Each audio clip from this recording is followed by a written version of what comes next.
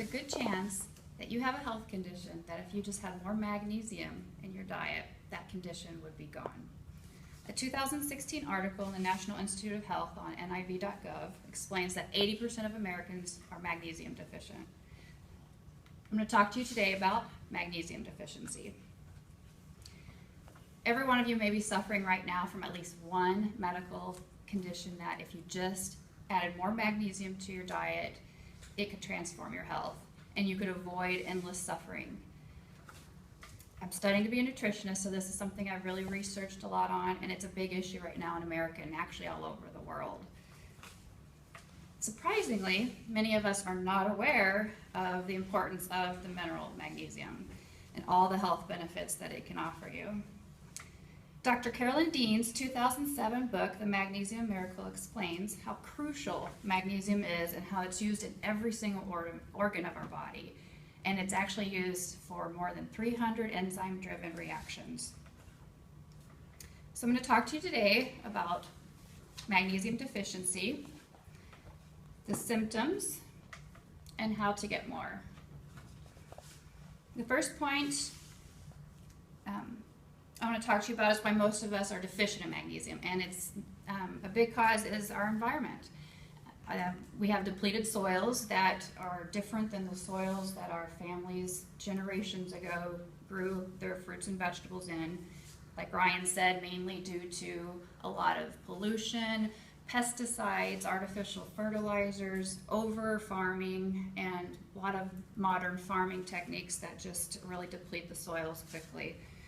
And obviously when our fruits and vegetables are grown in those soils, they don't absorb those nutrients, and then when we ingest those fruits and vegetables, we don't absorb those nutrients as well. Another big reason is we're all stressed out. Stress hormones require a lot of magnesium just to produce the cortisol that we need to handle the stress in our lives. Another obvious reason is our diets. We're all eating way too many simple carbs and sugar. And I found it really interesting that it takes 54 molecules of magnesium to process 1 molecule of sugar. And that's going to use up your magnesium very quickly if you have a very high sugar diet. Another big thing is caffeine. Caffeine's a diuretic, so your coffees, your teas, and such are going to deplete you quickly of the proper minerals that you need in your system. Just one note I thought was kind of interesting, that when you go to your doctor and you have a physical and you get your lab done, you aren't going to find out at that time that you're magnesium deficient. It will not show on your basic blood work because only 1% of the magnesium is kept in your blood. The other 99% are stored in your cells, your organs, your bones, your tissues, and it's just not going to give a true indication, obviously. And if your body wants to keep a 1% base level all the time in the blood, and so it will draw from the other parts of the body in order to make sure to maintain that balance. So we've talked about a little bit about why we're all deficient in magnesium, and now the second point I'd like to talk about is some of the symptoms that are associated with it. Peter Oschenham's 2015 book, The Magnesium Deficiency Crisis, explains that there's over 56 physical and mental symptoms related to being deficient in magnesium. Now this is going to sound like one of those bad commercials, but I'm going to go through it real quickly because this is just a few of the physical symptoms. High blood pressure, seizures, insomnia, low energy, muscle pain, joint pain, headaches, migraines, muscle tension, muscle cramps, constipation, fibromyalgia, heart disease, diabetes, osteoporosis, kidney stones, tendinitis, and the list goes on and on. The mental symptoms, some are ADHD, OCD, anger, brain fog, anxiety, and depression. Serotonin, which is your neurotransmitter that helps you feel good and happy, magnesium is required to produce that neurotransmitter. And that's why we have a huge epidemic of depression right now and anxiety in the world. So we've talked about, some of the physical and mental symptoms that are associated with being deficient in magnesium. My third point is how to get more. One of the obvious would be our nutrition. So avocados, bananas, our nuts and our seeds are excellent sources of getting extra magnesium in your diet. Again, you want to buy organic if you can, because they're gonna be grown in more responsible soils and grown more responsibly with no pesticides and all that, so it will help like that, as we've talked.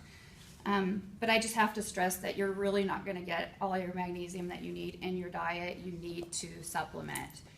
And the best magnesium supplement is the magnesium glycinate. It's gonna be absorbed in the body the best.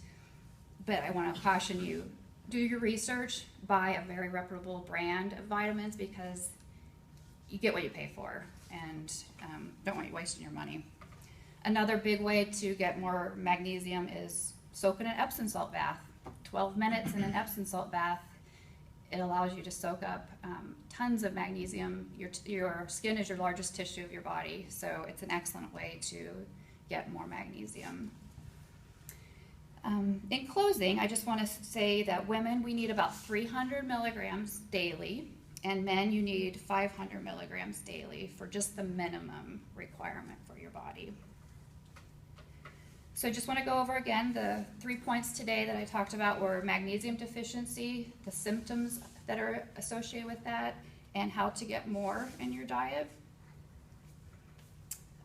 One of the things I've talked about a lot this year, obviously, is nutrition. That's my passion. So I've shared different ways that we can all become healthier and feel better. But I just want to stress to you guys all, this is the best and the easiest way that you can improve your health, and I hope you'll give it a try. Thank you. Thank you.